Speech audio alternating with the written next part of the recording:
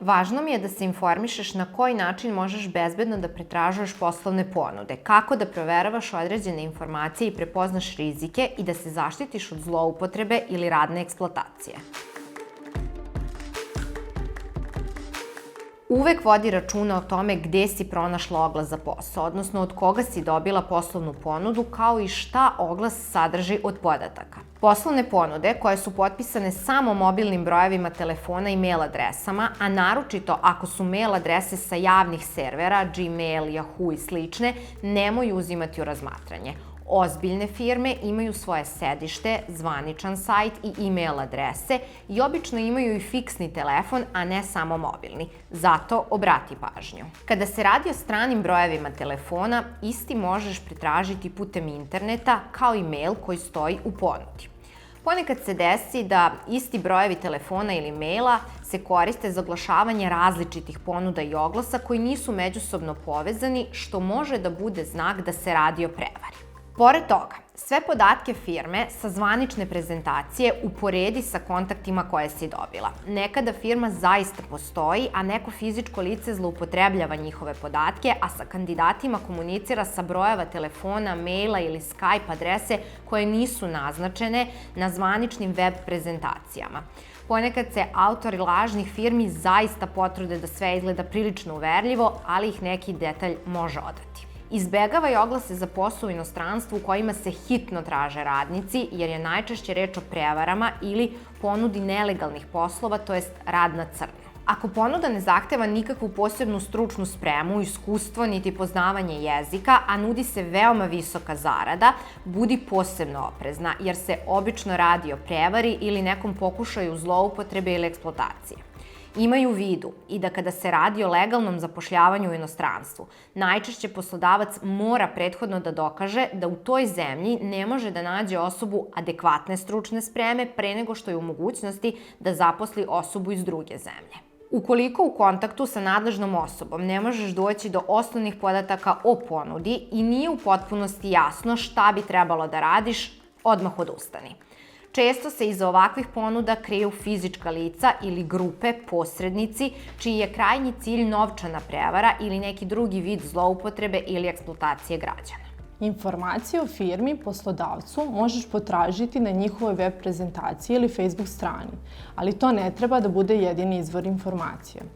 Ukoliko je oglas za posao postavila firma sa sedištem u Srbiji, njene podatke možeš pretražiti na sajtu Agencije za privredne registre.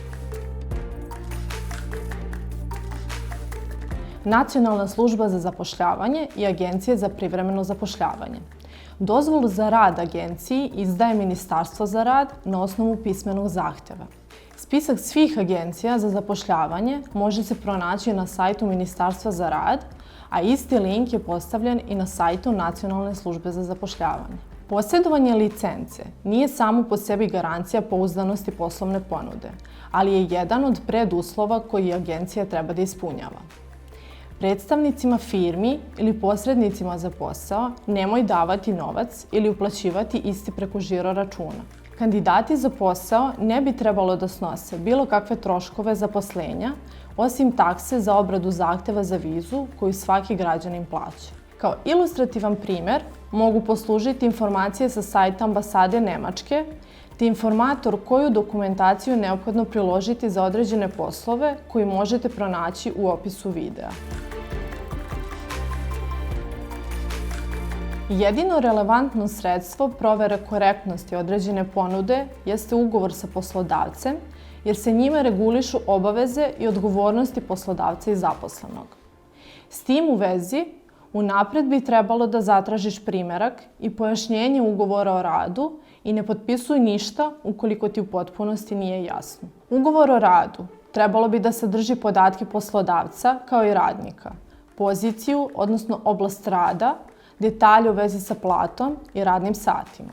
Takođe, sadržaj ugovora čini informacije o mestu zaposlenja, prekovremenom radu, socijalnom osiguranju, uslovima za ulazak, boravak i rad u inostranstvu, kao i period trajanja ugovora.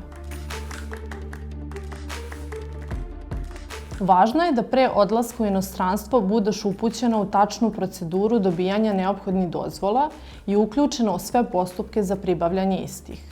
Sama podnosiš zahtev za dobijanje vize, niko to ne može da uradi u tvoje ime.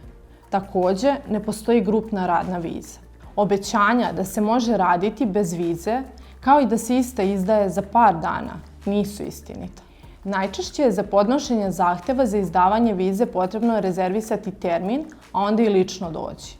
Obrada može potrajati više nedelja, a u nekim slučajevima i par meseci, o čemu ćeš dobiti informaciju o ambasadi, odnosno konzularnom odeljenju. Nakon potpisivanja ugovora, agencija ili poslodavac je dužna da ti potpisani primerak ugovora i dostavi. Članovima porodice ili osobi od poverenja prosledi podatke o mestu gde ćeš boraviti, to jest raditi, adresu, telefon, kao i ime kontakt osobe i podatke o putovanju, datum, vreme, broj leta, sl.